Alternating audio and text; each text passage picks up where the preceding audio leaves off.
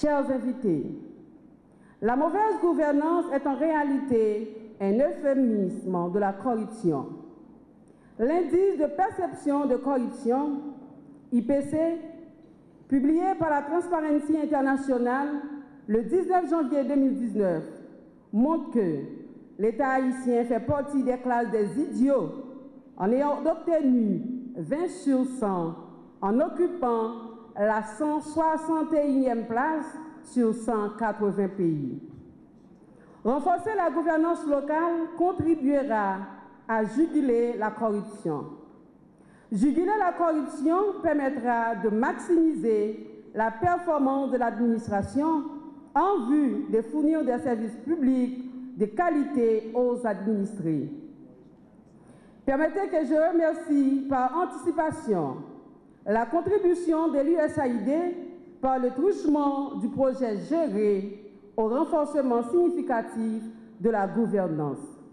Au nom du gouvernement américain, c'est un vrai plaisir de participer au lancement officiel du projet de l'USAID, appui à la gestion efficace des ressources de l'État, baptisé Projet Géré. Je suis ici avec notre directeur de l'USAID, M. Gary Juste, et avec plusieurs de notre équipe de l'ambassade des États-Unis. Nous sommes une douzaine de notre ambassade ici pour participer dans le lancement du projet Géré. Tout d'abord, les États-Unis estiment que nos deux pays, Haïti et les États-Unis, ont la possibilité de bâtir un avenir ensemble de démocratie, de prospérité et de sécurité avec tous nos partenaires de l'hémisphère occidental, notre région. Et je dois souligner qu'une telle voie devrait rester fermement ancrée dans la gouvernance démocratique et le respect de l'état de droit. À créer un cadre pour les libertés fondamentales, l'état de droit, l'équité sociale et l'égalité des sexes, ainsi que la participation dynamique des citoyens. Et un décret de 2006 a en outre codifié les processus de décentralisation. Cela comprenait une fonction publique locale, des procédures électorales et judiciaires communales, des systèmes financiers municipaux et un cadre qui favorise la participation civique de tous les citoyens d'Haïti, y compris les femmes et les jeunes. Alors, le projet Géré vise principalement à appuyer les efforts de décentralisation déployés par Haïti. Le projet Géré de l'USAID a 3 objectifs principaux pour les 3 prochaines années.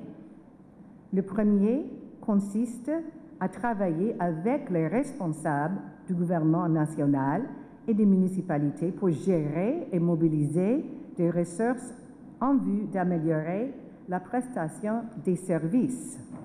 Le projet augmentera également les opportunités pour un plus grand engagement des citoyens, de la société civile et du secteur privé, ainsi que du... Je me réjouis ce matin d'être ici avec vous pour le lancement officiel du projet d'appui à la gestion efficace des ressources de l'État gérées, financé par l'USAID, visant à une meilleure gestion des ressources de l'État et des finances locales.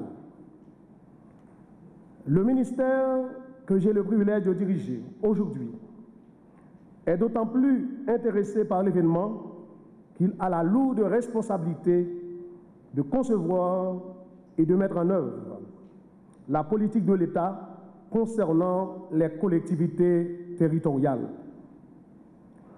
Il est important de rappeler ici l'intérêt profond du président de la République, son Excellence Jovenel Moïse, à la cause de la décentralisation.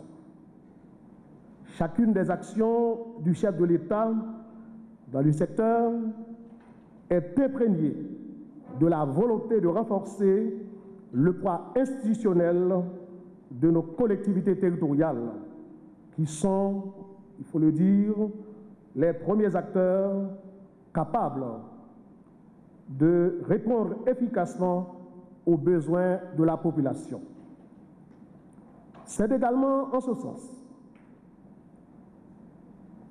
que les feuilles de route des gouvernements qui se sont succédés au cours de cette longue période du président Moïse, dans quelques mois, 3 ans, ont toujours visé le renforcement des administrations territoriales afin de les rendre plus fortes, mais surtout saines et capables de répondre aux différents défis de l'heure. En effet, la décentralisation est le choix du mode d'organisation prescrit par la Constitution de 1987 pour administrer et gérer les territoires en rapprochant les citoyens des centres de décision.